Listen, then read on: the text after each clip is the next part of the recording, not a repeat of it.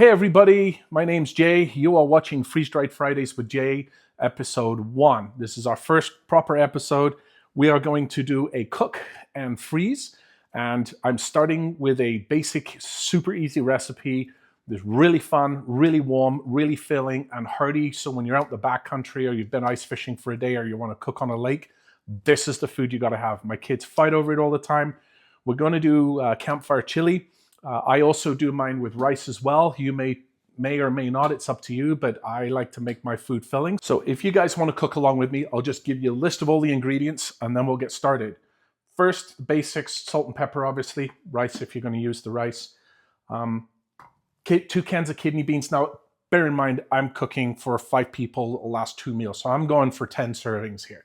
So if you want to go for 5 servings or less, go half with what I'm showing you. 2 cans of kidney beans, 2 cans of tomato soup, 2 cans of mushrooms, 3 carrots, some garlic to fry up to make the rice, 2 onions, hot paprika, and also chili powder, and then meat. We are going to get started with the meat first. We're going to get that fried up, and then we will start preparing the rest. I use lean ground beef. The other thing is, when possible, really make sure you use the heaviest pans you can, not only for the pan to fry the beef, but also for the cooking of the chili. The heavier pan distributes the heat more evenly and you just get an all better round cook. So all I'm going to do, obviously just smash her up a little bit, grinder. When I cook the meat, I usually just go medium, high. Don't go too high because especially if you're using a thinner pan, the meat will burn. I've heard of people putting this meat in a blender in order to get it nice and fine, but I don't recommend it because it tastes too powdery. I don't like the texture in my mouth. I prefer just to get the meat and just keep grinding away. While the meat's cooking, let's get started throwing everything into the pot. Again, I'm using a fairly heavy pot with a heavy base, just so I don't burn anything. So let's start with the easy stuff. I will grab my 2 cans of kidney beans and I will just toss those straight in. Now, a lot of people say drain the juice. I don't. Absolutely not. I throw the juice in. I find it adds way more of a refined or robust flavor. So I've got 2 cans of red kidney beans. Next thing I'm going to throw in is mushrooms. You may or may not want to put mushrooms in. I do use mushrooms. I just use normal sliced mushrooms. And again, I do include the juice as well. Then I'm going to throw in the soup. And again, I'm cooking for nearly 10 meals here. So if you're only cooking for 5, go about half. While you're cooking or getting the chili ready, make sure you keep an eye out. Because although you want to cook this, you don't want to overdo it. So I just keep crushing it down into smaller pieces. Just keep it going until it's all cooked. Then eventually we will throw this into the pot, but this is usually the last thing I throw in. While the meat is cooking, I'm going to cut the carrots. Most people cut them too thin. I like to cut them a little thicker. I like chunky carrots, especially in a hearty meal like chili, so don't cut them too thin. With this recipe, I've got 2 onions. One is for the rice. If you're not using rice, then just have one, but I use one for each. I'll do the other one later, and we'll just cut it. And then we will get these into the pot as well. Last couple of things to go in the pot is chili, paprika, salt, and pepper. So that's the basis of the stock here. I'm going to give it a quick stir and just get everything going together. So beef is done. So I'm going to turn this off. I'm going to strain the beef, get rid of the fat.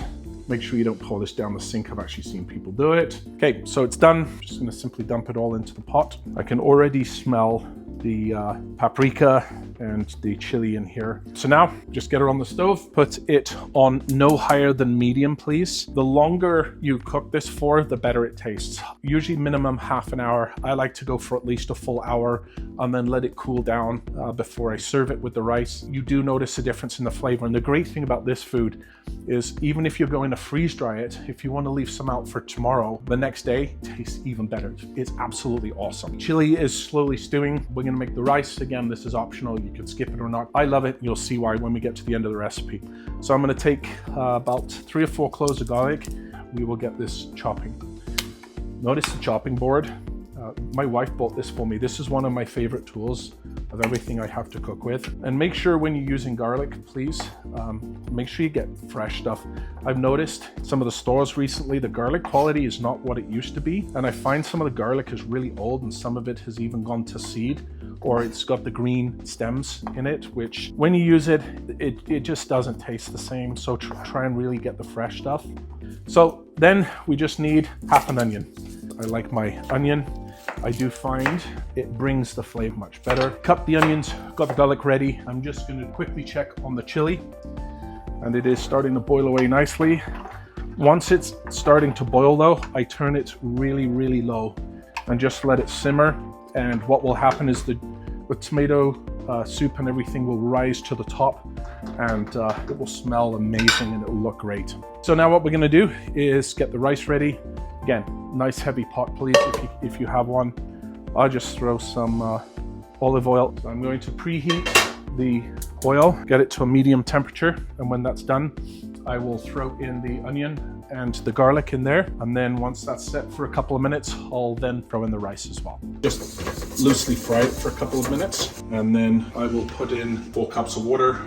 Crank the heat to high, bring it to a boil, and then we're going to let it simmer for 20 minutes until all the moisture, all the water is out, and then it's good to go. If you take a look here, you'll notice that this is now at a really low boil. It's more of a simmer. The longer you let it simmer, the better the food will taste. Okay, so the rice is done. We're just gonna pour it in with the chili and mix it all in. Give it a really good stir, get everything mixed in. As you can see, that's an awful lot of food in here, but this will feed a family of 5 like mine. With this, normally when I make the chili, I don't actually mix the rice in with the chili. I serve chili on a bed of rice, but because we're freeze drying it, I don't want it separated out like that, and that's why I'm mixing it in here and letting it cool off together before I throw it on the tray. So the food is done. The chili has cooled off. What we're going to do is now get them into the trays, get them leveled out. While I'm doing that though, I'm going to start the freeze dryer, get it down to temperature while I do this, and then I'll put the food back in. Before you hit start, make sure that you have fully closed this and that the gasket has a good seal. All it's going to do right now is just cool off, and then make sure your drain valve on the other side is set to close. Just press start. There we go. So now it's cooling the vacuum chamber, be about 15 minutes. While it's doing that, I'm just going to start filling the trays one at a time.